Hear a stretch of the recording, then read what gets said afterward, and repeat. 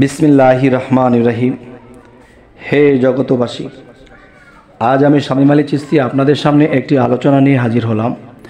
সেই আলোচনাটা হলো কি, যে দেখেন, আমরা কিন্তু এই পৃথিবীতে এসেছি, কিন্তু দেখা যায় যে আল্লাহ কোরআনে বলেছে ইবাদত করার কথা, সাধনা করার কথা আল্লাহ বলেছে। এখন দেখা যায় যে একটা বিষয়ে কিন্তু আমরা শয়তানকে আগে খুশি করি, কিন্তু নিজের অজান্তে এই পৃথিবীর সমস্ত মুসল্লিগণ, সমস্ত ইবাদতকারী যারা আছে, শরীয়তের আইন মেনে চলে, তারা কিন্তু নিজের অজান্তে আল্লাহকে খুশি করে পরে, এর আগে শয়তানকে খুশি করে। শয়তানকে খুশি করে কীরকম? যেমন দেখবেন, আমরা যদি কোনো ইবাদত শুরু করি, কোনো ওয়াজ শুরু করি, বা আমরা নামাজ শুরু করি, সর্বপ্রথম দেখা যায় আমরা আগে শয়তানকে খুশি করি। শয়তানকে খুশি করি কীরকম? ধরেন, আমরা যখন আল্লাহর ইবাদতটি শুরু করব, বা আল্লাহ রাসূলের কোনো নাম গুণ আল্লাহর গুণগান করব, এর আগে দিয়ে কিন্তু আমরা কি বলি? আউযু বিল্লাহি মিনাশ শাইতানির রাজিম। তার মানে আমরা কি বলতেছি? যে বিতাড়িত শয়তান থেকে হে আল্লাহ তুমি হেফাজত করো, রক্ষা করো। তখন শয়তান থেকে আমরা হেফাজত চাচ্ছি, ঠিক আছে, কিন্তু আমরা কিন্তু শয়তানের নামটা আগে নিচ্ছি।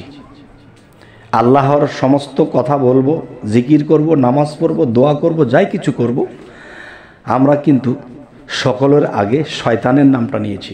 তখন শয়তান দূর থেকে বসে বসে মুচকি হাসে যে এই সমস্ত বিশ্বজগৎ সৃষ্টি করেছেন যিনি আল্লাহ, তার নামটি তারা সর্বপ্রথম নেয়নি, তারা আমার নামটি নিয়েছে। হয়তো আমি শয়তানি করি, আমার শয়তানি হইতে তারা বেঁচে থাকার জন্য হয়তো আল্লাহর কাছে বলেছে, কিন্তু তারা কিন্তু আমি শয়তানের নামটা আগে নিয়েছে।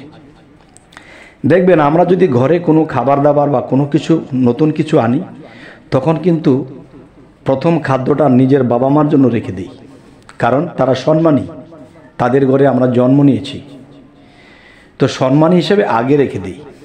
তখন বাবা মা যখন জানলো যে আমাদেরটা আগে রেখে পরেরটা তারা খেয়েছে, বাবা মা খুশি হলো। তো এখন শয়তানের নামটা আগে নিচ্ছি। আল্লাহ শয়তান থেকে বাঁচার জন্যই আমরা বলেছি, কিন্তু তার নামটা কিন্তু আগে নিয়েছি।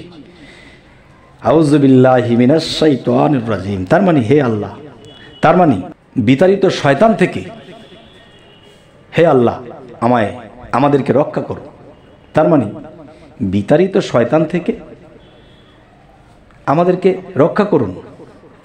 আল্লাহর নামটি পরে বলেছি, আগে শয়তানের কথা বলেছি, যে উদ্দেশ্যেই বলি। কিন্তু শয়তান কিন্তু খুশি যে পৃথিবীতে আমি এমন কিছু কাজ করেছি, এমন কিছু করেছি যে আমি শয়তানের নামটাই তারা সমস্ত ইবাদতের আগে নিচ্ছে।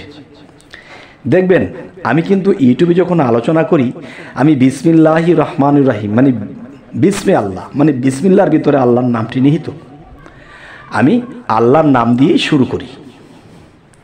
আমি কিন্তু আউযু বিল্লাহ বলি না। আচ্ছা, তাহলে দেখা গেছে যারা এটা করতেছে তারা কি ভুল করতেছে? না, তাদের কাছে এটা ভুল লাগতেছে না, কিন্তু আমার কাছে এটা ভুল লাগতেছে। তাই আমি বিসমিল্লাহ বলে শুরু করি, কিংবা জগৎবাসী বলে শুরু করি, কিন্তু আমি কিন্তু শয়তানের নামটা বলি না। সেটা হয়তো দেখা গেছে শয়তানি জিনিসটা যখন আমার মধ্যে কাজ করবে, আমার মনটা যখন শয়তানির দিকে চলে যাবে, তখন হয়তো আমি বিতাড়িত শয়তান থেকে আল্লাহর কাছে পানা চাবো, রক্ষা চাইব, কিন্তু কোনো ইবাদতের আগে নয়, কারণ ইবাদত একমাত্র আল্লাহর জন্য। তাহলে ইবাদত যদি শুধু আল্লাহর জন্য হয়ে থাকে, আমরা কিন্তু সর্বপ্রথমেই শয়তানের নাম নিচ্ছি। তার থেকে বাঁচার জন্য নেই, সমস্যা নেই, কিন্তু শয়তান তো বলতেছে তারা আমার নামটা সবার আগে নিয়েছে। তাহলে আগে শয়তানকে খুশি করতেছি, এরপরে আল্লাহকে খুশি করতেছি। তো আমরা কি দোষী হচ্ছি না আল্লাহকে খুশি করছি? এটা আপনারা বলবেন।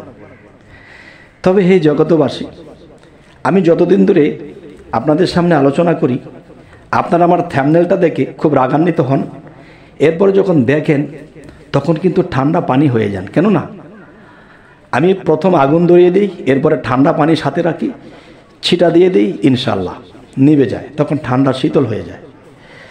তবে আজকের এই আলোচনা আপনাদেরকে কি বোঝাতে চাইলাম, আমরা সর্ব ইবাদত শুরুই করব, প্রথম থেকে শুরু করব আল্লাহর নাম নিয়ে, বিসমিল্লাহির রহমানির রহিম বলে আমরা শুরু করব।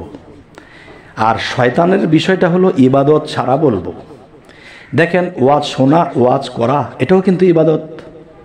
এবং নামাজ শুরু করব, এর শুরুতেও কিন্তু আল্লাহর ইবাদত। আল্লাহর ইবাদতের সাথে শয়তানকে কেন যুক্ত করব?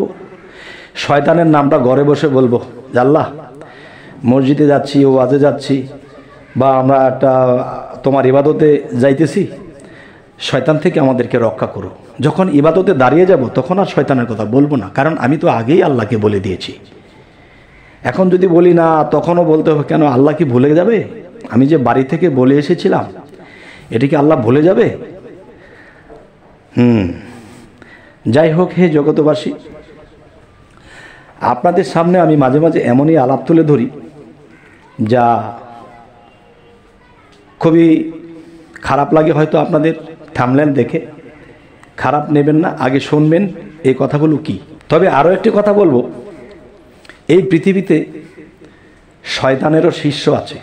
শয়তানের শিষ্য যে আছে তারা কিন্তু শয়তানের অনুসারেই চলতেছে, কিন্তু তারা জানতেছে না, তারা বুঝতেছে না, তারা যে শয়তানের পায়রবি করতেছে, তারা ভালোটা মনেই খারাপটা করতেছে। তাই এই পৃথিবীতে আল্লাহ যুগে যুগে নবী রাসূলদেরকে পাঠিয়েছেন, নবুয়াত খতম হয়ে গেছে, এখন কামেল মুর্শিদ অলিয়াউলিয়াদেরকে পাঠাইতেছেন।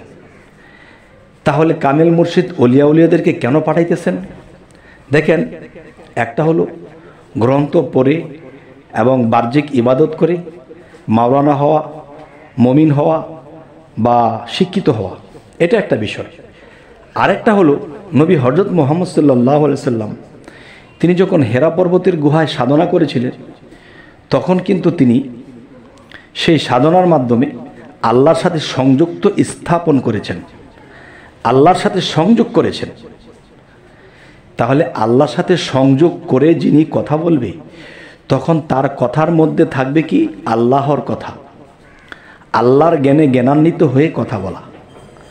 একটা হচ্ছে গ্রন্থ পড়ে আমি কথা বলেছি, মানুষকে শিক্ষা দিয়েছি, এটা একটা স্তর। আরেকটা স্তর আল্লাহর সাথে হট কানেকশনে কথা বলা, আল্লাহর কথাগুলো শুনে শুনে মানুষদেরকে বলা। তাহলে দুই ধরনের শিক্ষা, একটা সাধনার দ্বারা আল্লাহকে লাভ করেছে, হট কানেকশনে কথা বলা, আর একটা গ্রন্থ থেকে কথা বলা।